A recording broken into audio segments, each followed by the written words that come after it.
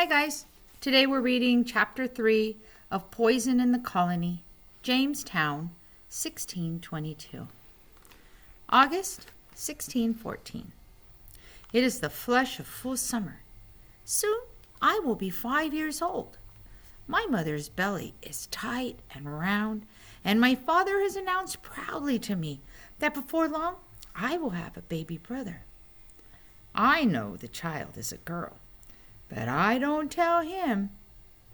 Right after breakfast, Samuel arrives at our cottage. "Ready?"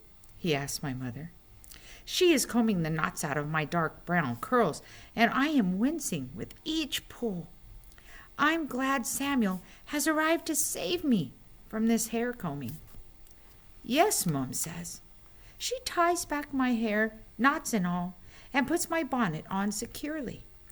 "Virginia, come, let's see what you have learned." We set off for the meadow and the forest. My mother knew herbs and healing in England, taught by her mother, and Samuel learned about the herbs here in the New World from the natives when we lived in the Warasoyak village. Some of the herbs here are the same as in England, but many are not. Samuel taught the new ones to my mother, and they have both been teaching me. There is a din of crickets and cicadas, the sweet music of late summer. A crow watches from a tree, squawking out his commands. "Caw, caw." I am still too young to leave the fort on my own, and so this foray into the wild is a rare adventure. I am ecstatic. The forest is where the trees and plants, even the rocks and dirt, let me know they are alive with the same life and joy that is in me. At the edge of the wood, I run to a tree and lay my palms against the trunk. I feel the life pulsing under the bark. Then I lean in close. "Hello," I whisper. I bound away, knowing I won't exactly hear a hello back. I found a big rock and sit down on it. There is life here too, though it is so quiet. I have to sit very still to feel it. "How are you today?" I say softly. I already know the answer. If the rock could speak, it would say, "Happy." Next, I am on to the ferns, holding their fronds, feeling the life of water and sun running through them. "Look at her," I hear my mother say to Samuel. "Such a strange child." I snatch my hands away from the ferns. Quickly, I pick up a stick and look for some dirt to dig in. That is what the other children would do. "She's just having fun out of the fort," Samuel tells my mother. "Virginia, come here," my mother says. "Let's see what you remember." I am very happy to be tested. For this, I am allowed to touch the plants without my mother worrying that I am acting strange. She thinks I am remembering what she has taught me on other visits to the meadow and forest, and some of it I do remember. But it is even easier to listen to each of the plants for the correct answer. I find a slippery elm tree. I recite how the inner bark can be made into a poultice to heal wounds or take as medicine for sore throats. Then, at the forest's edge, I find black raspberries, the leaves to speed childbirth, and the roots to treat the summer flux. Next, I find the velvet soft leaves of mullein for coughs and earaches. I point to the string nettles. These I do not touch. For skin problems, I say, but since touching them causes skin problems, I think that staying away from them might be the best remedy of all. I find purple coneflowers in full bloom. It's good for infections and fevers, I say. Mom claps her hands. "Good girl," she says. "It's also good for snake bites," I say, gently stroking the large, delicate petals. Mom shakes her head. "No, that is not correct." I drop my hands to my side. The knowing is clear. This flower can help get rid of the poison of a snake bite. We should try it, I say very softly. Mom gives Samuel a worried glance. He simply shrugs. All right, you did quite well, Mom says. Soon the colonists will come to you for healing instead of your mom, Samuel teases. Mom gives me scissors so I can help cut and gather the plants.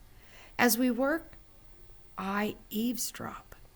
Samuel tells my mother the news he has heard as he has traveled to other plantations and to Indian villages. Since the wedding in April, there's been no fighting. Not a single arrow or musket has been fired, Samuel says. People are calling it the Peace of Pocahontas. Thanks be to God, my mother says. Have you heard Governor Dale tried to take another wife? Samuel asks. That man has no shame, Mum says. Samuel continues. He sent a messenger to Chief Powhatan to ask for the hand of his 11-year-old daughter in marriage. My mum raises her eyebrows. And did Lady Dale send word from England that this would be fine with her? Samuel laughs. The chief said no, of course. He told the messenger the girl was in a village 3 days' walk away. He will keep her well protected, I'm sure. Good, my mother says. Governor Dale is an evil man, with his marital laws, whippings, and hangings. I wish the company would send him back, Captain Smith, and send Governor Dale home to England with his tail between his legs. Mum and Samuel continue their gossip and gathering, and I am free to play in the magic of the forest.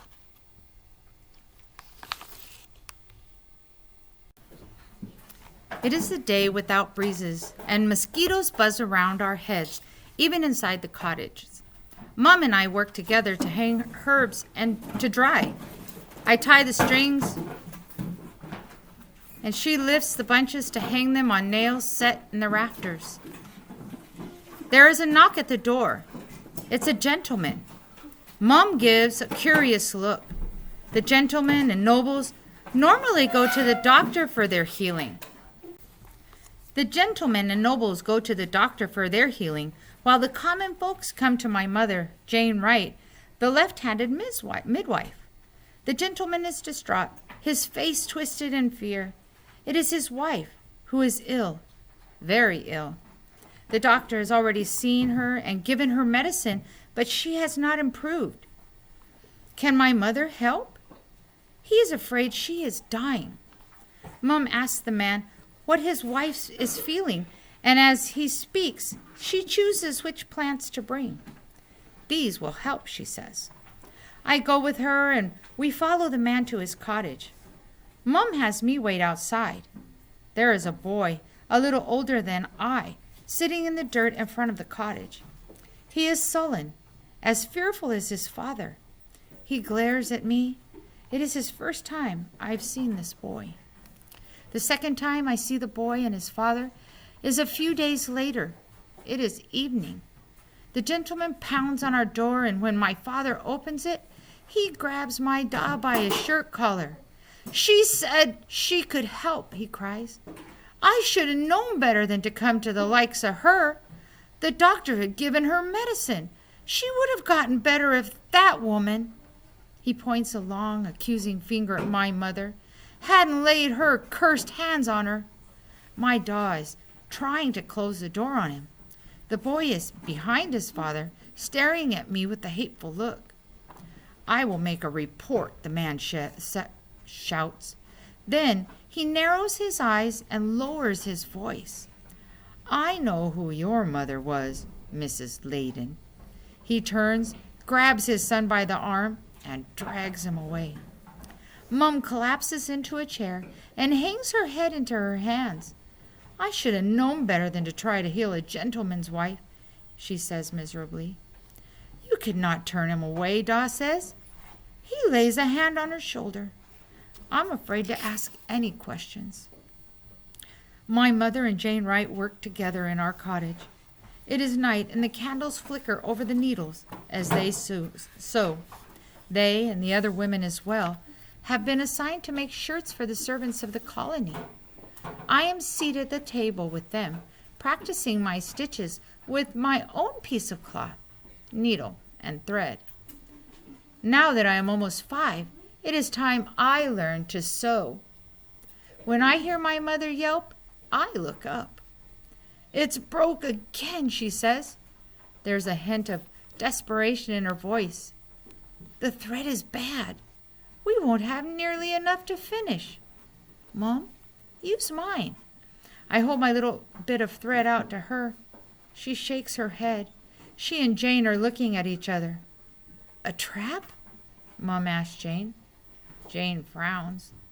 She picks up at the woven cloth at the bottom of the shirt she is working on, and it begins to unravel. The thread that comes free is strong and good.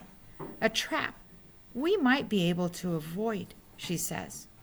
They work quickly, unraveling the bottom of the shirts, using the good thread to finish their stitching. They have no choice. There is no other thread. I feel their panic, and I don't understand it. I try to rest my cheek against my mother's arm, but she shrugs me off. I go to bed while they are still working.